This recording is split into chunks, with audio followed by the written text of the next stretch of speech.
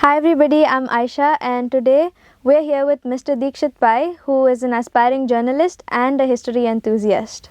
He is an alumnus of Nitte Institute of Communication and he has worked in the development sector in Northeast. Thank you, Aisha. Hi. Okay, so what are the 5 things that got you here? Okay. First of all, I think I'd like to start with my privilege. So it's a lot of privilege that I've had in my life that has brought me here, which includes from my gender, my support in the family, the education that I've received, and of course the support system that I have around me. So I think all that privilege added up to what I could afford to take risks and choose such a career. I think second, definitely the education. I mean, I would like to separate it out because if not for this liberal kind of thought process that was there in the education that I got, I do not think I would have been able to think beyond what is probably that's out there. Uh, Third,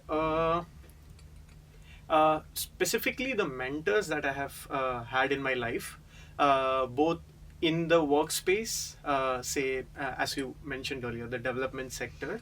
So there, as well as my wherever I studied, the mentors that I've had always pushed me to think beyond my capabilities, because of which I got interested.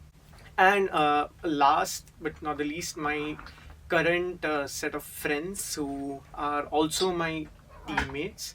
I think they have pushed me to explore newer topics, they always push me to read more, do more, go on to the field more, and explore new experiments. Actually, experiment more with my styles of, be it writing or research work that I do. So all this put together, I think wherever I am, I think I'm thankful to all of these. Okay, thank you. So the heritage walks that you organize, Yeah. was that an experiment?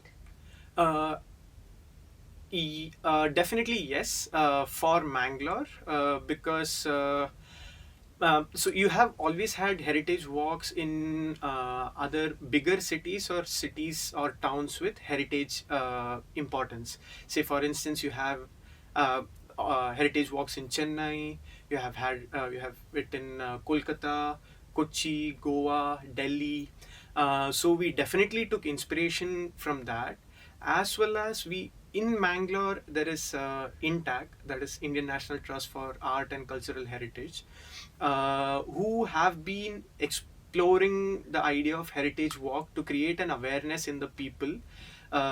So those were our inspirations, but definitely we did experiment in terms of the format of heritage walk. So we included certain photos, heritage maps. We used a lot of social media to put it across that we are having these heritage walks. But I think at the core of it, the idea remains the same, that we want to put it across to the people that Mangalore is beyond what is usually found on Google, say the beaches, food, or a couple of older structures there. There is a very happening heritage Mangalore that needs to be explored more. Yeah. So, what was the process and the effort that went into making it happen? So, as I mentioned earlier, there is Intact, which was already doing it, but they were doing it occasionally. So, we got some ideas from them, and it is at Intact that I met my other Heritage Walk teammates. Then we actually had a discussion with the Goa Heritage Action Group. So, they have been doing it for, I think, good 2-3 decades now in Goa. So we got a lot of inspiration from them. We got a lot of advice from them, and we actually took them on a tour of our heritage sites, say like Bandar, Car Street, and other areas. And then they helped us plan the script out and the walks out. And then we slowly met different historians in Mangalore, looking at what to be added and how we can. So it always boils down to how we can keep the audience engaged for that entire 2 kilometer stretch or 2 hours that we talk. So we have to have a good script in hand for that. So we prepared that, and then we did some recce walks, and yeah, now we are somewhat done. I mean, we have made 2 walks, and we are exploring more walks to engage the audience. Yes. Okay, so why do you think it is important for us to know about our surroundings, our history, and our culture? Um, See, so from our past, we get to learn a lot of things that can help us with the present as well as the future. So a lot of things that have say a lot of important things that have happened in the past provides like some similarities, some learning material. I can give you an example. I think that's a better way to. So Bandar, the area, the older port of Mangalore, was a very thriving uh, uh, trading place of Yeah. this coastal belt, and from there, Mangalore has always had a very good connection with all the other parts of the world. So that trading has led to Mangalore becoming, a pioneer in various industries actually. So when you start learning that, you understand how Mangalore is connected to different parts of the world, how the world used to interact before with Mangalore, and how we can utilize that even today. This kind of connections and this kind of facilities, this kind of weather, climate that Mangalore has. So I think it is always important to understand our surroundings in order to, you know, I don't know, calculate or develop something for the present as well as the future. Okay. Yes. What is one thing you learned from your personal experience during the heritage walk? Uh, I think this heritage walk has helped me uh, personally. I think that inhibition to interact with the community. Many a times, what happens is that we learn a lot of things from the books, from the videos that we see, from the learning materials that are there online, offline, or anywhere.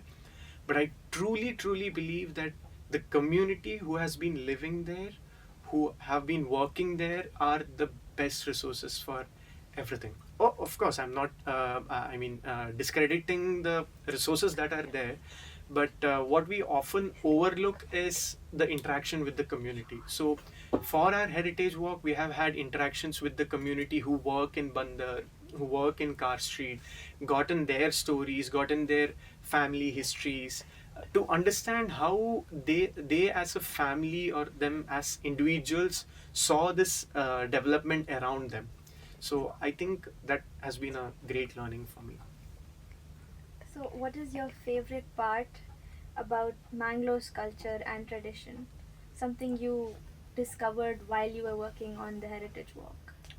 Oh, I think the best uh, best thing I've learned about Mangalore is that it was a thriving cosmopolitan town since the early medieval ancient times. So you have had here the Jews, Romans, you have had the Syrians, you have had the Arabs, Persians, Muslims, Hindus, Jains.